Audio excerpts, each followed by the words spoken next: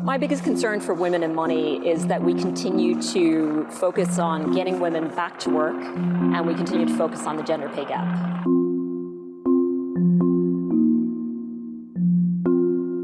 I'm Martina Cheung, president of S&P Global Ratings and S&P Global Sustainable 1. One of the things that we've seen in COVID is that of the 4 million individuals who left the US workforce in 2020, about 3/4 of them are women. So clearly we have a lot more to do to get women back into the workforce. There are very few companies, I think we could say broadly on average, that have people coming back to the office 5 days a week.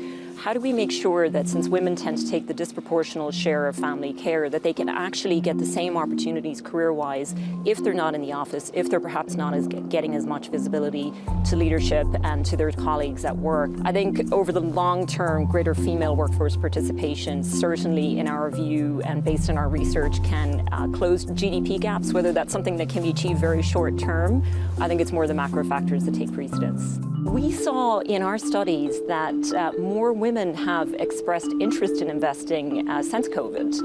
So I think that's an incredible opportunity really for all of us and for the markets as well. Well, we've certainly seen an increase in women's interest in sustainable investing. There's been quite a lot of coverage that has highlighted the percentage of investments that women are driving towards sustainable themes, for example. Now, when it comes to investable wealth, our study in 2019 showed that women had about 40% of total wealth around the world. But one of the bright spots that we're very hopeful about is how much wealth will be transferred to women over the next several decades.